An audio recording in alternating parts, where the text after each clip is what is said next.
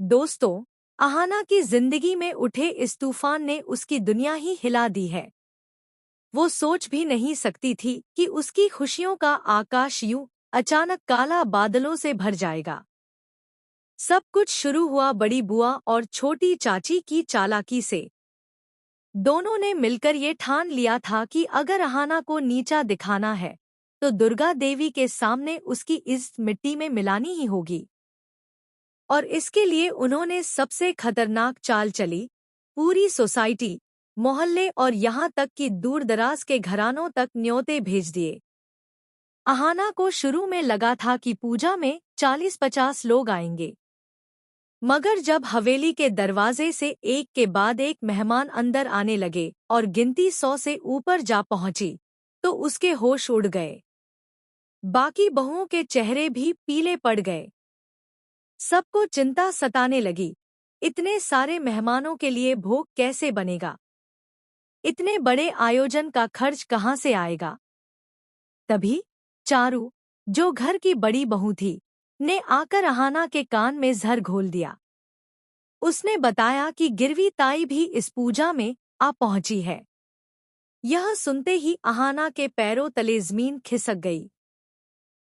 गिरवी ताई वही औरत थी जिसके पास अहाना ने घर के खानदानी सोने के कंगन गिरवी रखे थे।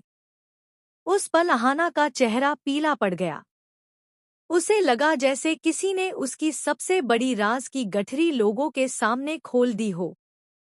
उसने तुरंत घूंघट ओढ़ लिया और पूजा में लग गई, ताकि कोई पहचान न सके।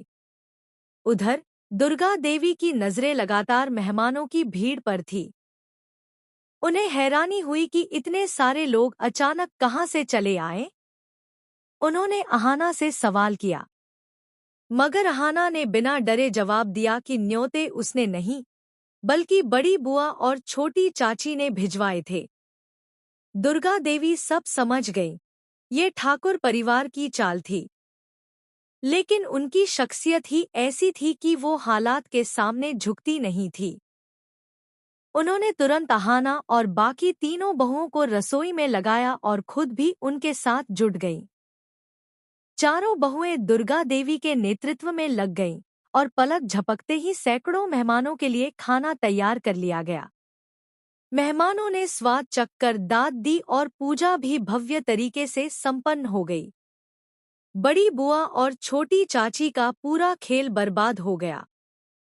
लेकिन दोस्तों, असली तूफान तो अब उठना बाकी था। पूजा खत्म होते ही जब लोग विदा लेने लगे, तभी पोल्टू दादा ने जानबूझकर गिरवी ताई को रोका। उसने मुस्कुराते हुए कहा, आओ, तुम्हें घर की बहुओं से मिलवाता हूँ। अहाना का दिल जोर जोर से धड़कने लगा।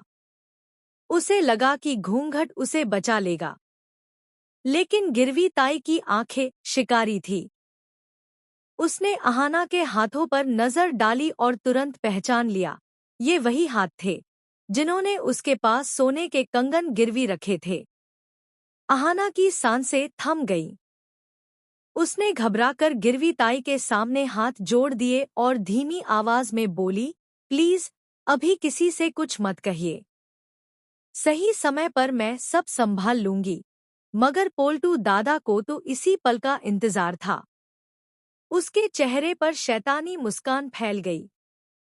उसने पूरे घरवालों को बुलाया और सबके सामने दहाड़कर कहा, आपकी बहू अहाना ने आपके खानदानी सोने के कंगन गिरवी रख दिए हैं और उन्हीं पैसों से ये पूजा करवाई है। पूरा घर सन्न रह गया। हवेली की हवाओं में जैसे अचानक भारी सन्नाटा छा गया। सबकी नजरें अहाना पर टिक गईं। दुर्गा देवी के चेहरे का रंग लाल हो गया। उनकी आंखों में गुस्से की ज्वाला जल उठी। उन्होंने कांपती आवाज में पूछा, क्या ये सच है, अहाना? अहाना की जुबान लड़खड़ाई। उसका गला सूख गया। मगर सच को छुपाना मुश्किल था। उसने आंसू भरी आंखों